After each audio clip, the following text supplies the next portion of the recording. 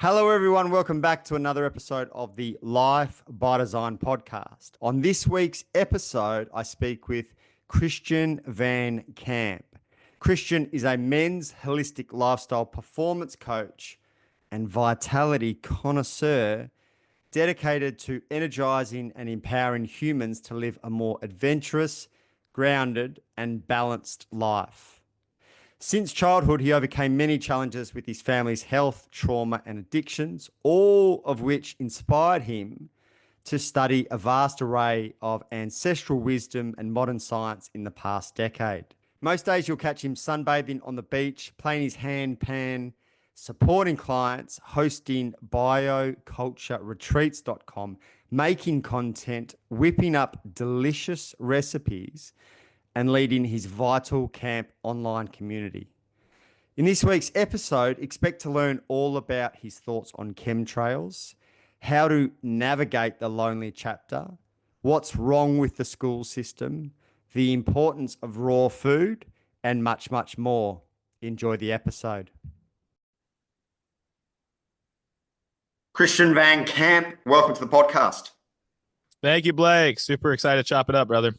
My man, your page is one of the most interesting and entertaining pages I follow. So I'm looking forward to going down a number of deep rabbit holes today.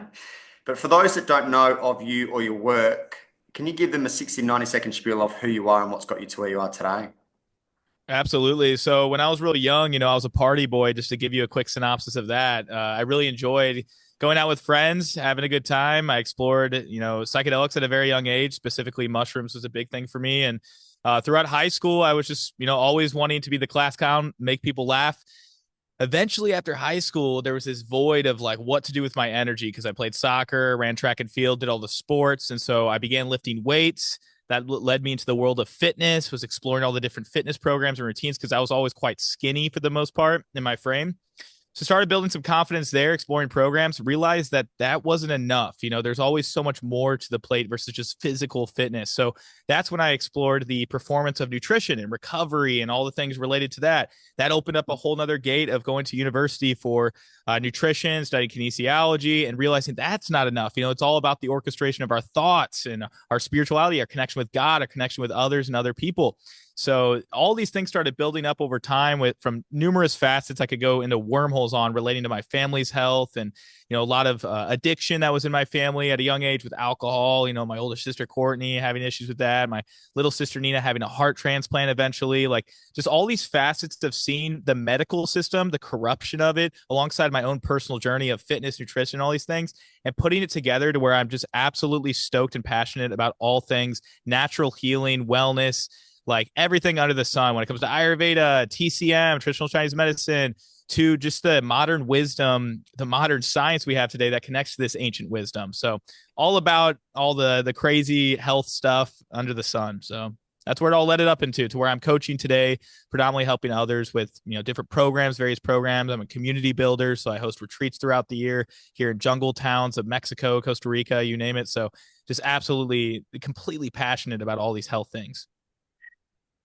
Talking of health things, your page has been excellent in pulling apart narratives that have played out over the last 5 years.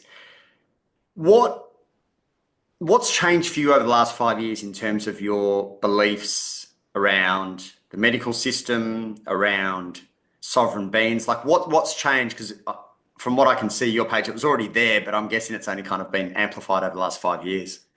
Oh, absolutely, dude. I mean, the crazy shenanigans of the last 5 years, from everything from suppression of voice, right? Many people online dealt with this. I was actually one of the frontiersmen in that era of 2020, 21, 22, 23, when it was really heavy on the suppression of anything related to vaccines, anything related to the anti-mask agenda, like anything at all going against the antithesis of what the government was promoting. I was talking about it and I was getting shadow banned. I thought my account was going to be taken down at one point. So yeah, during that time, I've always been very vocal on my channel about just natural health and trying to speak this way in nowadays I've gone down a trajectory of just trying to go with the system's algorithm so I don't get shadow banned, but like still speaking the truth in a suave way. So that's where I'm at now with all of it. But yeah, man, I mean, even since 2020, like I've grown such a deeper, broader understanding of what true health is. Even 5 years ago, like I've been in the scene since I was about 18, so it's been almost 10 years now. I'm just about to be 28 later this year, so since 2020, I've just picked up so many realizations of this cutting out the things that aren't necessary for health. This includes like over supplementation, kind of the Brian Johnson style stuff you see coming up nowadays with the biohacking and like don't die ideas. Like I used to be somewhat in that world a little bit more of the biohacking sphere, but I don't even like the word biohacking anymore because it's like you're hacking nature. So over the past 5 years, from all the trajectories of the government suppression, the things we've seen on social media with the fact checkers, I've also gained a deeper understanding of just going back to the basics and simplicity and really just connecting with sunshine, good relationships, good circadian clock, like all the basics right there are what I'm like totally, totally digging deep into. How did you go in that 20 to 24 era? As someone who also was quite vocal in my thoughts that went against the main narrative, it was fucking brutal. Most of my friends are on the same page, which made that easier, but just online, it was wild. How did you feel going Yeah. through that era? Dude, it was troubling, man. In all honesty, I was really troubled in a content style aspect, but in my personal life, everything was great. I actually flourished during 2020 and whatnot. So like all the things we're hearing about how scary the world is and this virus and like people dying left and right, I was just like living a good life. I was just like I was living in Arkansas for the most part. And it's very simple, like great life. Everything started blowing up for my business. Like things started going really well. So mentally, when it came to the suppression part of it with the fact checkers and all that stuff, that was burdening me because I'm like a content creator. So I'm like, shit, what am I going to do about this? Right. I don't like what we're talking or allowing to be amplified here with health. Right. And what is the narratives being pushed. But personally, my life was amazing. So things were going well. How would you?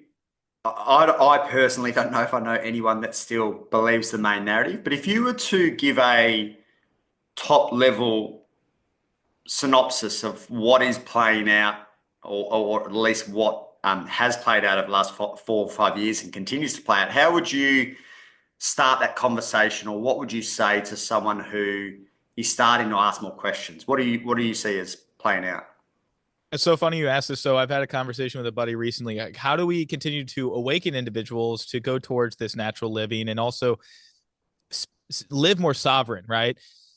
I actually reflect back questions from the question. So if people have questions for me, I reflect back another question. So it's almost like a rhetorical question or something that gets people to build the insights from within. That's just my coaching shoes already. I'm always wearing is like navigating people's lives through questions and helping them internalize the questions to come up with the solutions themselves.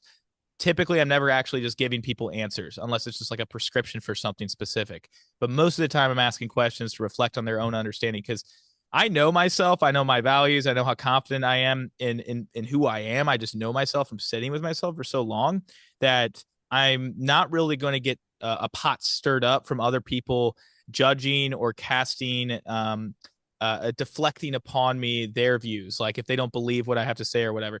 So ultimately, me expressing certain things and living my lifestyle like is enough for them to make changes. But because I kind of like the monkey see, monkey do. You see people with actions; they speak louder than words many times. But in conversation, man, I think it's just asking people like, how do you connect the dots? How do you get people to connect the dots here? Like, why the heck are there chemtrails being sprayed in the sky all the time? Like, we know these are real. If you truly think they're condensation at this point, it's like, are you serious? The government actually announces they're putting aluminum, barium, and all this weird shit in the sky. Like, you can just look it up. It's open to the public by the government. It's a form of geoengineering.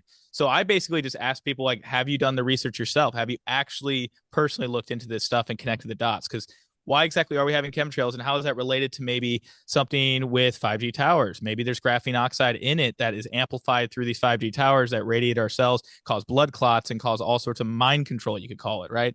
So it's like just basically getting people to come up with the logic in all of it through simple questions, deflecting it back. Like, have you connected the dots yet? And your video on the LA fires was excellent. What do you see playing out there for those that aren't asking more questions as well? Simple thing is a dumb city. A dumb city is being built. So, they call it a smart city, right? Kind of like smart cars and smartphones. It's like all this latest technology type energy. They're building some form of a dumb city, I like to call it. And it's their way of doing that is cutting down all the land there, whether it is even just the trees getting devastated or it's the homes. Also, there's something interrelated to Diddy living in that location where it was a Palisades getting messed up. Like, so there's like interconnections of like, certain things that should have been picked up by the government to use as evidence against the Diddy information. If anyone doesn't know what that is, please do a little wormhole drop into that. But it's related to that. It's related to LA smart city energy in 2028. They're going to be having the Olympics in 4 to 5 years. So they're going to start building all this stuff out, similar to what happened as an overlap in Hawaii. And if you actually look at a lot of the evidence, see some of the videos and stuff, you see some of these blue things for some reason are not burned up. Why is that, right? Why is the technology they've created, which did start these fires, right? From the skies, they probably have a crazy, powerful airplane that's shooting it down as a laser. It detects every other color wavelength except for blue. Don't ask me why it's blue, but for some reason it is. In Hawaii, this also happened. All the different rooftops that were blue, all the blue umbrellas, all the blue trash cans, none of them got affected by it. It's wild. And so there's something going on with this whole thing that's interconnected with it. Moral of the story, there's a smart city that's being built. That's what I hypothesize right now is going to be the major thing. So I live in Byron Bay. We have a town about 30 minutes inland called Lismore, which was massively flooded a few years ago. Same thing. Smart cities. And it's like, it's not hard. You just have to type in Lismore smart city and the government's got a website right there that says it. It's right there talking about this. Yeah, you don't have to confuse it. You just have to type it in. Yeah, exactly. Which is wild to see. So what's your latest wormhole? What's the one that's interesting you at the most? What are you deep diving into? I think, the thing that I'm most interested in is seeing where this is going with the whole Elon Musk, Trump connection, RFK. He may or may not be clueless of what's going on, or maybe he's being slowly controlled by this, but also how like Trump's been in office for like a week, right? And so all the things that have happened in such a short amount of time, some things seem like they're good on the outside, like a facade. Even today, they announced he's getting rid of the IRS and it's going to be a ERS, an external revenue system. What the heck does that mean? I don't know, but what has become something that used to be good back in the day, which actually the IRS wasn't a bad thing at first. Like it was something that was going to help people with, getting their taxes. Taxes aren't necessarily a bad thing. It's like, why don't we just lower them to the point where people aren't, devastated by it, living horrible lives, getting 40-50% of their income taken away. That's ridiculous. So why don't we drop it to like 10%? That makes sense. Like we're contributing to whatever it is, as long as it's not going to the military industrial complex. But my mind, before I get scattered with all that, I think ultimately what is going on with Elon, Trump, the interconnections of them, and then RFK coming in looking like a good face as well in the health system of things. There's a lot of iffiness with all this. I mean, there's enough evidence right now that Elon is all a part of the New World Order. I mean, with the things he's doing with X on Twitter, then you got X specifically with Tesla X. It's a Model X. And then you have the X Space X. Like all these X's symbolize something with the Freemasonry, symbolize some form of New World Order and Illuminati related kind of stuff. So I don't really know what to say, but ultimately I don't even get in these rabbit holes that much. I just see certain things. I'm like, okay, that's in my brain now. Like I don't like dig too deep, but just seeing what's going on now publicly with the just overall news talking about Trump and Elon, and Elon's always looked at as a good guy. I think there's too much fishiness there for sure. Yeah. So for you, going back to kind of weather manipulation and cloud seeding, etc., what are you doing to, like, how do you detoxify? How do you keep your own system clean of everything that's going on? That's all you can do, in all honesty. Yeah. When I look up, dude, I'm like, fuck. Like even in somewhere in Mexico, you see this during the high season here. I'm in Sayulita, Mexico. I'm like, during the high season, people start coming in at this time of year. They start doing these chemtrails. It wasn't like that 3 months ago during the slow season. So I'm like, that's interesting. The correlation there as well, where during high season, I'm seeing more of these planes coming out and these lines in the sky. So I'm looking up just like, fuck, like, what do I do about this? Well, I do my best to get as much sun exposure as possible. I know a lot of people are having trouble with that based on their location, right? So full body sun, try to get that melanin. Like I'm looking pretty tan right now. I've been getting like 4 to 5 hours a day. It helps evaporate and pull out of your body mold and heavy metals and things like that. So if you cleanse your body, have a cleaner diet, remove the seed oils, you won't get burned as much, and you'll be able to tolerate more sun, which will help you detox more. So that's what I would say. If you don't have access to the sun all the time, get a cheap chicken lamp, little chicken infrared lamp, and you can get the little dome for it where you plug it in. Literally just go in front of that. It's like 50 to $100. You don't have to get a $300 red light therapy machine. That infrared light, the red light frequencies coming from that, super cheap. It's the poor man's version of the red light. Let's go in front of that every day for 20, 30 minutes in the eyes, 6 inches away, 12 inches away. Do it on the body as much as possible. That's a great way to go as well.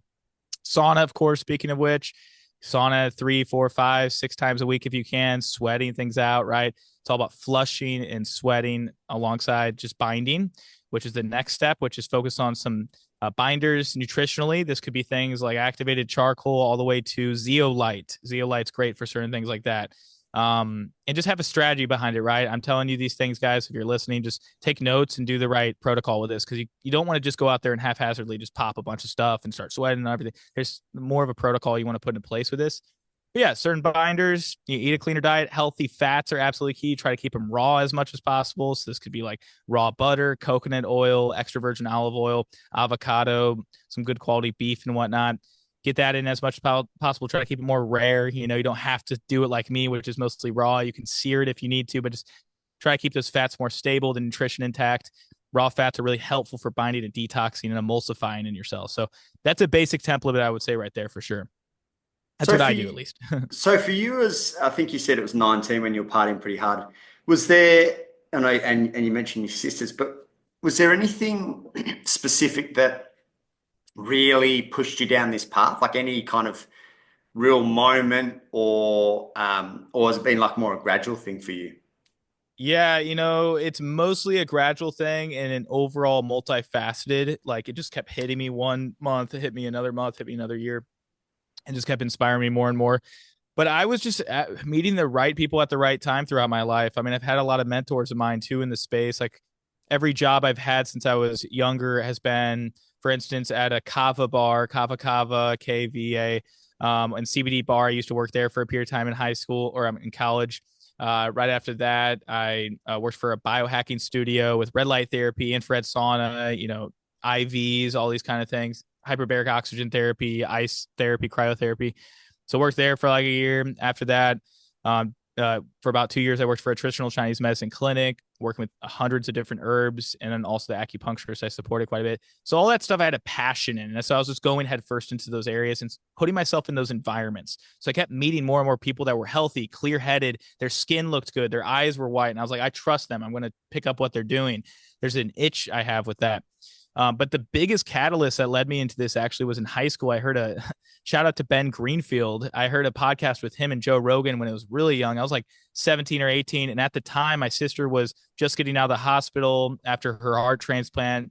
She was born with all these health issues, and she still to this day has a lot of stuff she's working through. And so that was an inspiration. So I tied a lot of things together from, I mentioned my sister as an alcoholic and some of these things with drugs, see my little sister Nina, my older sister, Ellie. She had 2 boys at a young age when she was like really in her early 20s. That led to a lot of like unpreparedness as a young girl, having all these boys pop up, So these multifaceted things with my family came together alongside me seeing some podcasts and things online that led me to studying this all out and practicing it. That was the number one thing. It's not just studying it, right? It's actually practicing the things I studied, which I got to really see at a young age, 17, 18 years old. Like, wow, this stuff works. This doesn't work, and trial and error. So it's multifaceted for sure, Blake.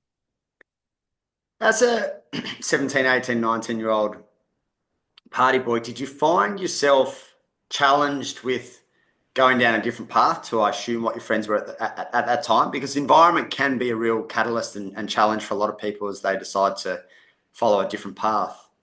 That's one of the biggest things I hear people actually is like, so I heard Chris Williamson bring this up one time. He brought up the whole concept of the lonesome chapter. And the lonesome chapter is something I deeply resonate with. And it's basically like you'll go through a period of time where you're with all your buddies, quote unquote, your friends, but you start to study new things, learn new things about life and your own experience. And you realize like the things you're doing with your friends aren't really the things you want to do anymore. So then you begin to like slowly veer away from hanging out with them. And now you're kind of in this lonesome chapter of not really hanging out with that many people at all. So I went through that period for like 2 to 3 years in all honesty. Like I was hanging out with friends here and there, but I was grinding on like in an enjoyment way, not the grinding in a desperate way, but grinding in an enjoyment way of just studying the ins and outs of nutrition, testing new things, new fitness protocols, like just being with myself a lot more and just listening to a ton of podcasts every day for hours. That became my like friends, you know? So I was pretty much in this lonesome chapter. And that's what I invite people to do. Like the whole fuck it mentality. Like if you love something, do it alone for a period of time. You'll meet people, you'll have your day-to-day life, but like focus on the thing you're passionate about, share it to the world as much as possible. And that's what I was doing. I was utilizing Instagram at the time and other platforms, and my voice was eventually getting traction and heard. And before you know it, I'm making more money from my own gig, not someone else's. I'm speaking my truth, which is absolutely the number one thing every human should be doing, is speaking your truth, even in this digital era, using the phone you have in your hand, not being a consumer, being a creator. Doing all that has led me into this like quote unquote freedom. And so I'd say like, yeah, this lonesome chapter was a big part where I didn't have those friends, and it was the best thing I could have marinated in for sure. It's, I know you run your own programs as well. It's definitely one of the most common themes that brings everyone together in the programs that I've run is the feeling like they're on a different page to others. And for a lot of people, they kind of want the monkey bar. They want to hold on to their old while they're trying to find the new. But often, you know, and probably to your point, you need to let go of the old to create space and even the energetics for this new. And that's a really uncomfortable position for a lot of people to be in. And if you're big on growth, and I'm guessing you've probably been through this yourself, you might find yourself go through a few of those, you know, not just one. Right. So what did you notice for you in that kind of 3 year period? Was there moments where you wanted to go back to the old way of being, or you felt really clean in terms of cutting and being in your direction? Like, what did you find come up for you in that chapter? Yeah, it's cool you're bringing this up. Reflecting on this, it's not like I really reflect on this all too often, so I appreciate these questions. But you know, at the time, man, I was in this kind of teeter totter. You know, I was on this little, what do you call the seesaws, right? So it was kind of like running to one side, running to the other. So like I would actually be, because just getting out of high school, I was still hanging out with this certain friends. I was going to community college still in St. Louis, Missouri, where I was born and raised.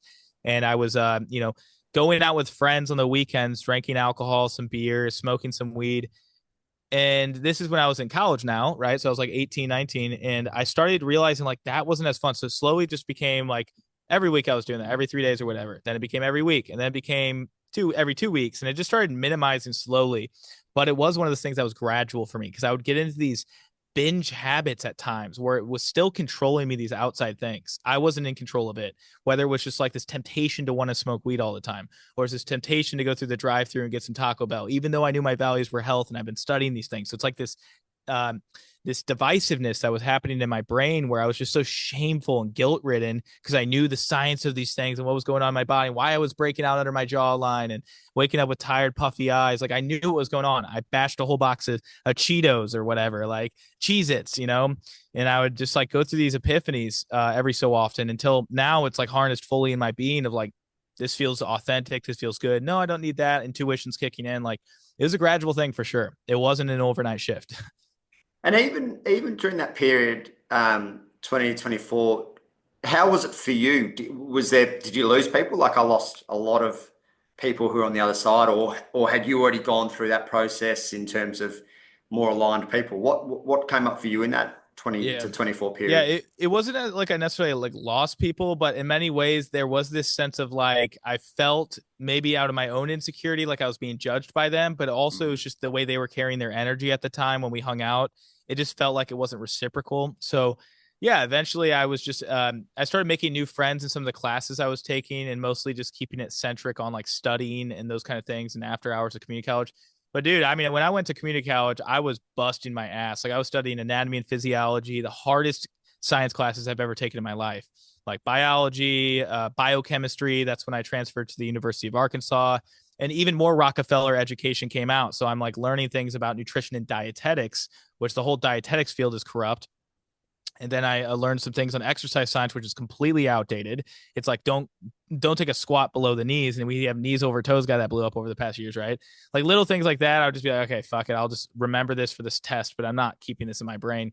And people that I met in these classes, even at that time, I still didn't have the full resonation because they were believing it fully what they were hearing from these uni textbooks and stuff. I was like, this stuff isn't my jam. So I never really had like true new friends, in all honesty. Like I just didn't, and I was okay with it. That's the main thing. I want to be honest with you, like completely okay with it. I was just studying and learning and educating and doing really good in my classes.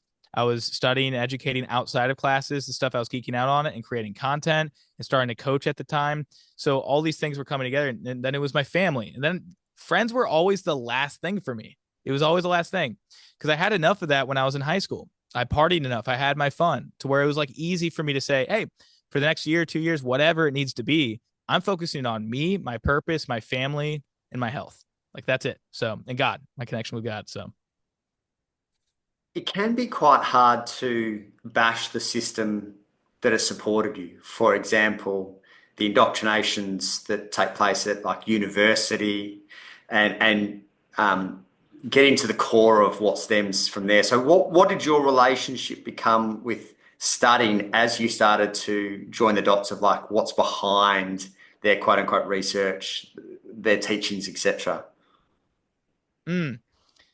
I remember, I'll just bring up this one story from class. So there's about 100+ people into this auditorium, and this is a nutrition and dietetics class. And I remember she was talking about, this is before even raw milk was pretty mainstream right now, by the way, just to preface, like raw milk's very mainstream now that RFK has talked about, like it's very mainstream, right? This is before it was even a thing. It was very, very taboo, even just 5 years ago, right? Even more than 5 years ago. I was in this class though, and I remember her talking about like how important it is to pasteurize milk because Louis Pasteur came up with this thing in like the 1900s about how important it is to pasteurize your milk. And I was just like, I raised my hand and I referenced a specific study talking about how raw and like bacteria and how it just depends on the handling. And that was the main thing I prefaced. It's like, haven't we been, like, I basically asked, like, haven't we been doing this for thousands of years, just having it raw? Like, hasn't it, like, is it actual honest question? Like, I'm really, really concerned here. And she cracked open her Diet Coke at that time. So like, this is a dietetics teacher drinking Coke. And this goes back into like, what is funding a lot of these dietetics classes and stuff. So I'm even more just like, oh God. And she's overweight. She doesn't look very healthy. She's in her 50s and she looks horrible. And I'm like, I don't even want to take credit, like, or listen to you right now on this, this lecture and whatnot. But I asked the question and she was, because mine was very logical, the way I displayed it. I had no friends in these classes. These are most of the people in these classes, to preface as well, were women because a lot of them were nurses or aspiring nurses. They had to take nutrition classes. Most people in nutrition as well are female for the most part. It's just a thing. So I was one of like 5 dudes in the class out of like 90 women or whatever. And so it was just an interesting energy that came about with it where she scoffed at it without answering the question. And she basically deflected what I said. And that at that point, I remember, and everyone was laughing. I remember how uncomfortable I felt because I was just like, wow, like, but I knew my values and knew what I was asking, that I wasn't really offended by anything, but I was just like, this is just a weird feeling right now where it's almost like you walk into the DMV, the airport, these big places, and it's just like off-putting. You're just like, I don't belong here, right? EMFs everywhere. People are all kind of programmed in a weird way. That's how it felt. I felt like I was in like the Truman Show for a moment there, where everyone's just like, ha, ha, ha, ha, laughing at what she said, but they weren't really listening to what I asked and the inflection of my voice and the curiosity. It was really strange. So at that moment, that was another thing that solidified that the things I'm learning in these classes are not going to be stampeded down into my brain. They're just going to be passing things for tests to get A's on. And so I don't know if that answered your question, but that's the first thing that came to mind. I downloaded from what you asked right there. It's so bizarre to me and obviously to you to imagine a conversation where you're asking about raw milk and a extremely overweight person drinking a Diet Coke is shaming you for even considering it, and yet a Diet Coke that is literally just chemicals as she sucks on that. And for other people Wild. in that class to not just have a level of objectiveness of her, what she's drinking, you and your question, and not like consider it. That to me says, I mean, that's conditioning at its finest, right there in front of you. It's so strange, man. And I was sitting there just like, do I drop out? God, what do I do? Do I keep going? Like, I was just asking all these questions, but I knew I was going to go through it all along because I was doing it, in all honesty. Like, at that point, I got all these like scholarships and everything. I only dropped total for all of college $20,000, and it was all like covered by like scholarships and stuff, a lot of it. So I didn't have like that 50 grand, 200 grand, like insane bill with all that shit. So for me, it was just like, okay, let's just finish this. This isn't even for the money. It's just for my own merit. And I truly just enjoyed going to classes and talking to people. I'm a very extrinsic person, extroverted person. So I was doing it for different reasons for sure. I wasn't doing it just to get to the certificate to say that I want to do nutritionist or dietetics thing. Like, I knew all along going into this, which is the weirdest part, man. I knew I was an entrepreneur the whole time because I was building stuff as I was at school, that I knew all along I wasn't even going to use this piece of paper. It was just going to be for the experience, so I could vocalize it. Like, the entire time I was going to university and college and seeing the corruption of these things relating to the Rockefeller education, the people, the kind of like just off-putting, interesting energy, I was doing it all for a reason, to use it as a story and for my own experience. It wasn't even for anything beyond that.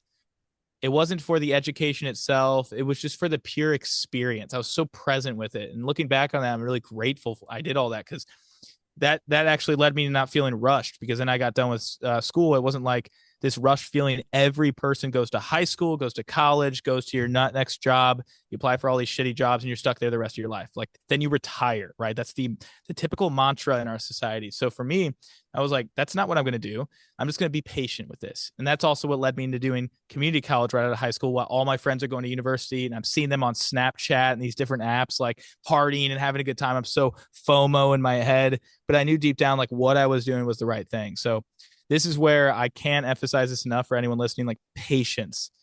Be persistent and be patient. Persistent and patient. If you're persistent with whatever one thing you want to dive into, do it at all. Like, do it at all force. Put all force and ammunition towards it.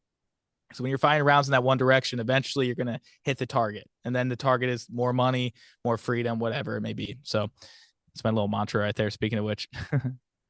You've mentioned God a couple of times, and I've had this conversation with a few people in my world. I don't know if I'm not kind of religious at this stage by any means, but what I've found, either my bias and filter bubble is changing, or it appears that there's more people turning, I'll say, back to God or to God. Yeah. What do you think has happened other than the fucking world shitting itself? But what do you think has been the catalyst for more people looking for a faith, turning to God, whatever it is, over the last, from what I can see, it looks like kind of 2 to 3 years, and it feels like it's growing really quickly. But as someone who is, kind of connected to his faith, what do you think is at the core of that? Yeah, I'll mention too, I'm not much of a religious person myself either, but I think my understanding is, over the past years, we've put a lot of our faith into a fake God, which is the government and the beliefs around it. So I think we've begun to shift it where people are actually getting enough data now, proven points, to show that we can't really trust this government superior power. Now we must put our faith somewhere else. So people are like, what the fuck do I do with this? So now people are turning towards God, or like this inner light or this outer light that is giving them hope and faith, and surrender is ultimately it. So I think a lot of people are coming to these realizations that God is something that's always been there, but now that the government isn't there to, stamp approval for certain things, or like the narratives, people are realizing there's skepticism in all of it, that now it's like, where do we turn our energy to create a form of a relationship with God now? So I think that's where a lot of this starts, actually. That's excellent. That's a really good thought. What if someone was caught in the matrix, we'll say, for example, and they wanted to start to kind of take their sovereign being back and escape it, what would be the best place for them to start? I'd say listen to a podcast like this is a good place to start. So educate yourself, But yeah, I would say a big part of it is, what is the number one way to captivate power today, by the government or whatever it may be? It's mind control of some sort, right? So what is the number one thing that's going to lead to mind control? All social media. That's what most people are utilizing today. It's not even like news anymore. No one's watching Fox or CNN. No one's reading articles that much anymore. It's literally purely X, Instagram, TikTok's back, so I guess we'll include that in here. TikTok, YouTube, these are the platforms that people are falling back on. So number one thing I can recommend to people to live more sovereign is just begin to clean up your feed and change your algorithm. Because if you've had your algorithm programmed a certain way and you're going on these apps often, you're going to have shit that is either brain rot, making you a dumbass and making you an imbecile and a docile person, or you're going to have stuff that's feeding your curiosity and intellectual frontal lobe, which is going to get you into more critical thinking of like and logical thinking of what the state of the world is and making decisions in accordance to that. So this is where I encourage people to completely revamp the way they approach their online social media platforms. Start to say not interested on Instagram, because you can do that. You can do that on X, and just start doing that often, every day. If you see something that's at all stimulating some part of your brain that doesn't feel high vibrational, get rid of it. Start to unfollow people that you don't look up to anymore, and start following people that you want to see more content of. Interact with it. Start liking those posts. Start commenting on those posts, because when you interact with that, the algorithm's going to push more in that light. So now my feed it's not a bunch of hot girls. It's not a bunch of mindless brain rot with cats just playing with like random shit. Like I love that stuff, but it's not that stuff, right? It's actually just like really good people holding up green screens, talking about the state of the world with this certain stuff. Current events that are actually important to know, nutritional advice, fitness advice, how to become a better person, better mindset thinking, philosophy. Like I opened it up and I'm excited just to go through a little bit of like consuming, because it's education and it's actually supporting me. So that's what I would say right there is control the mind control. You use the word docile there, which I love. How have we as a collective, when it comes to men, got ourselves into this position where we are docile? What was the word you used? Pharmaceutical soy boys. I was like thoroughly enjoy. Like, how did we get there, and how do we return to our innate intelligence and primal masculine nature? Dude, I brought up persistence and what is it? Persistence, the other P, right? Like what did I say? Just persistence and not passion. No, there was another P. There was definitely whatever. two. It's another Yeah, P. You yeah. guys are right. That's funny. I already forgot it. But ultimately, going back to that, like once you have something that you have, you know, no quick fixes is ultimately the synopsis I was getting into. Just getting away from quick fixes. Nothing is there to be able to help you with anything if you're patience and persistence. That's what I said. Right. Patience. That's right. So be patient with healing. Be patient with your body transforming when you work out. Don't just go to Ozempic to help you out with the next fat loss, a pound of fat on your body, right? Ultimately, go back to patience, because patience is where you actually get results. Your body and your cells don't turn over right away. Detoxing heavy metals takes time. It takes months, right? Detoxing some form of anything takes months. Reframing the way your body looks, it doesn't happen overnight, right? It takes time. The way your brain and the neural synapses and everything, building up your neuroplasticity takes time, right? So ultimately just be patient with yourself. Be patient with your business you're growing, you're creating. Be patient with your health. Be patient with your nutrition. Be patient with yourself overall, because if you're patient, you're not going to have shame and guilt, which leads you down into opting for the quick fixes, because that's what's making men mostly today docile and whatnot. Is what's the next dopamine rush, whether it is pornography or it's reaching for the next little burger in the fast food line. Like going back to patience is what's going to lead to a lot of this sovereignty. What is it that is in our lifestyle, do you think, that's having the biggest influence on men becoming soy boys? And what I mean by that is probably the estrogens that are floating around in Yeah. our body and cells. Where would one start if they wanted to reduce the overall soy boy effects that's taking Yeah, place? man. Yeah, the estrogenics are everywhere, and that's what I think is one of the biggest problems I see today. Because they say like testosterone is one of those things that makes you dominant and makes you aggressive. It's actually no, high estrogen that makes you for men, especially women too, it's bad, but high estrogen is what makes you more of that aggressive person, and aggressive is not a good thing. We're talking about assertive that you want to get, which is from high testosterone and balanced estrogen. So some of the biggest things is environmental toxins related to your house. I mean, what sheets are you sleeping in? Are you sleeping in polyester sheets? Like make the switch into some linen or cotton, just 100% switch to that. All of a sudden you're taking a big leap into avoiding the plastic and the the static charge on you all night long, right?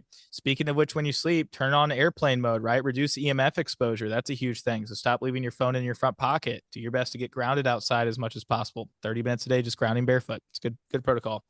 And then, yeah, speaking of environmental toxins, like candles, man, just like little things on the daily, like what are you putting on your armpits every day? What kind of colognes are you using? Like remove any of those things that are foreign and not one single ingredient from nature.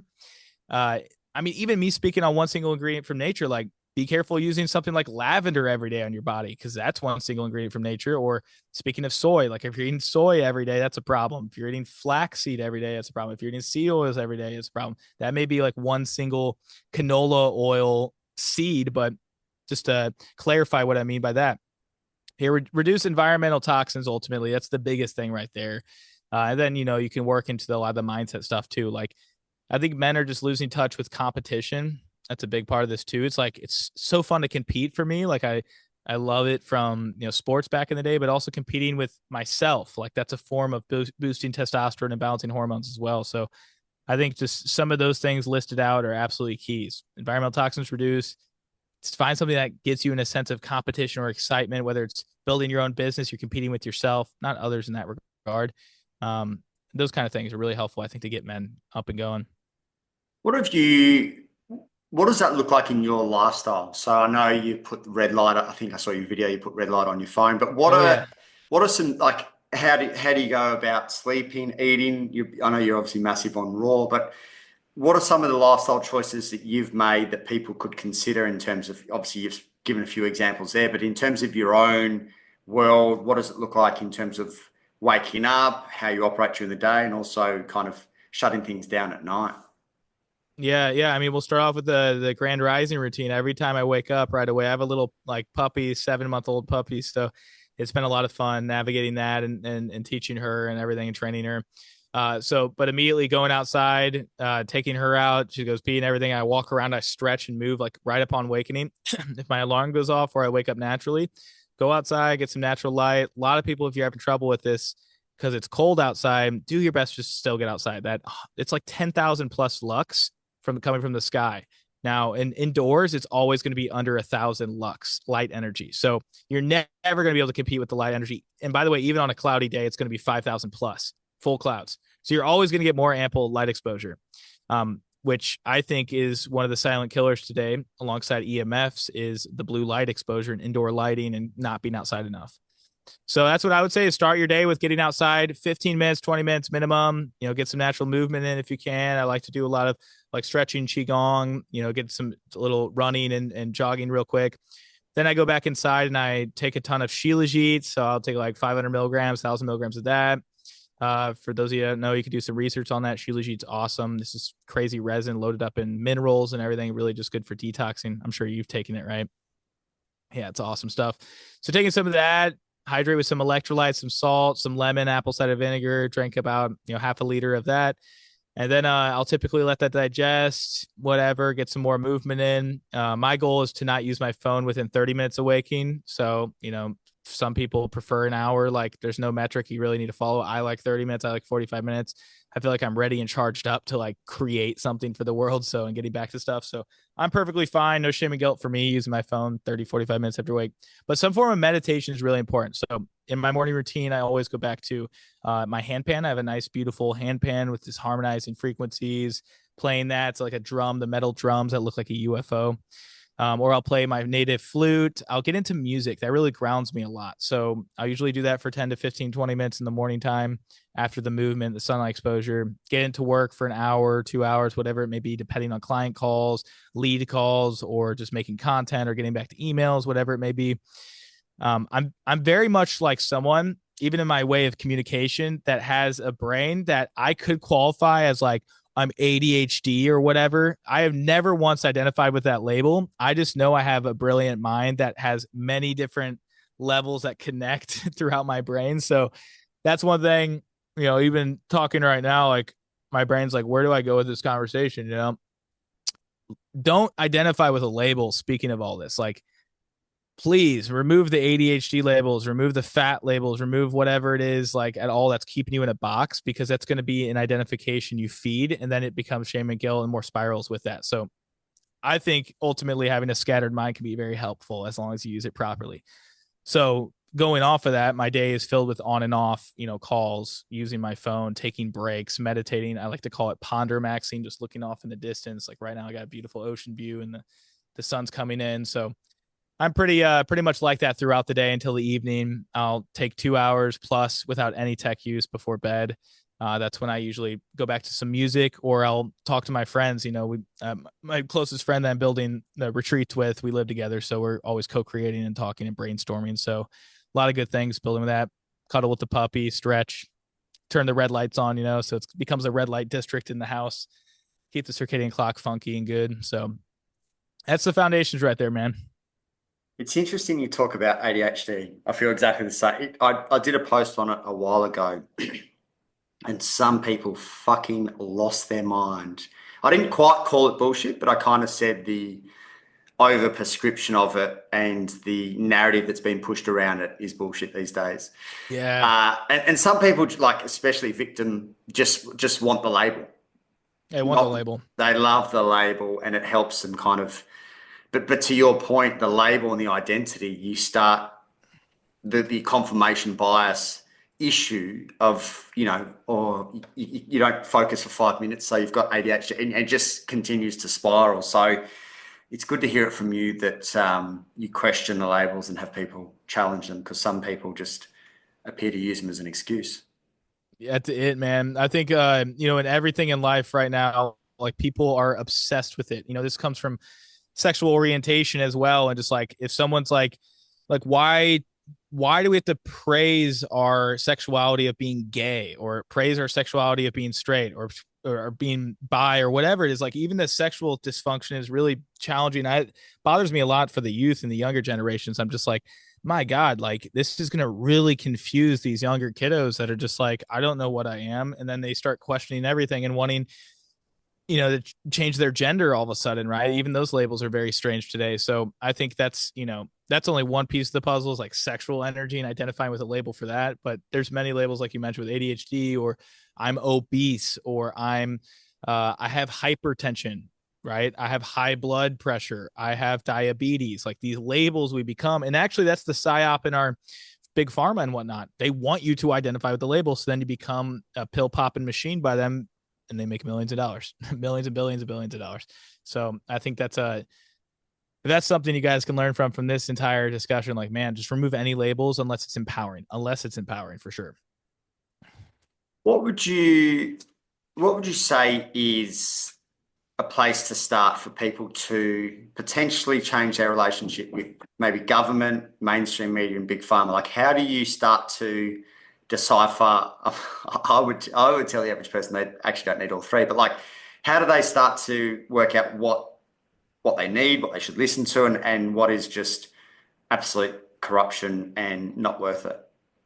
Yeah, like where should they go when it comes to getting the right information, basically? Yeah. I mean, follow accounts like you have, follow my account. That'd be great. I'm here to help you out with the truth. And, I have my opinions on things as well. And so it's not like my truth is always going to be your truth, but that's something I try to emphasize on my page as well, is like, like for instance, the raw meat, like, is that something everyone should do? Not necessarily. It's just something I know for 15 plus months of testing out that it seems to be pretty official. And the people I've talked to as well doing it seems to be very healing in different ways. But, there's taboo-ness. There's, my favorite word is nuance. There's nuance with everything. Even my buddy was trying to do a 3-day fast with just recently. Is like, dude, what should I do for the protocol to get the best results with the fast? And I'm like, well, it just depends, man. What kind of fast are you looking for? Are you looking to increase autophagy? Are you looking to increase heavy metal, releasing heavy metals? Are you looking to detox some form of parasites? Like, are you just wanting to connect with God more in your spirituality? Like, what is your goal, right? So there's nuance with everything. It's not like it's just a black and white thing. So when it comes to people and getting access to like specific information bouts, I always just say, like, find people that you feel like a really good personal connection to through the online interface. Because, for instance, my personality may not click with yours, and that's totally fine. But my buddy who's talking about the same similar things, like, may be a perfect match for you based on that way he communicates and talks and his inflection and personality. So, like, I think that's a big foundation for people to go back to. Just find who you really mess with. If they seem like they're speaking the truth in a very authentic way, And I will mention they look healthy, right? That's a huge part of this. Like, don't just trust people based on the information, how good they're at speaking. Like, truly ask yourself, do they look like they're practicing what they're talking about? Or maybe they are and it's not working, like, clearly.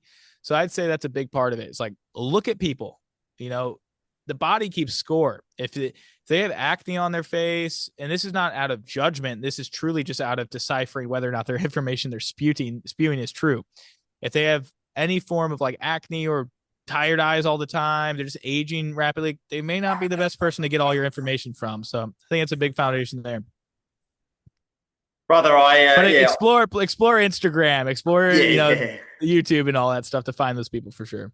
100%. Mate, I've loved deep diving into your work, and just the different angles that you come from has made it very both informative and entertaining as well. So I appreciate you and the work that you do. For those that want to find out more about your work, where's the best spot to send them? Yeah, everything's on cvcwellness.com. Basically, everything you can access to. I mean, one thing that's pretty neat is, if you guys want to hang out in person, I'm all about these in real life experiences now. That's been my new upgrade over the past year, is really working on these in real life experiences. I think there's something so beneficial about creating an online world, but we really need that face to face, that heart to heart. So, if you want to attend one of these retreats, we talk all about these types of things we talked about in this podcast. So that's one thing I've been in the works on, and that's at biocultureretreats.com. You can check that out. And you're on Instagram and have a very Oh interesting yeah, page as at well. CVC Wellness and all that crazy stuff. Yeah, Awesome. appreciate it. Thanks for jumping on the podcast, brother.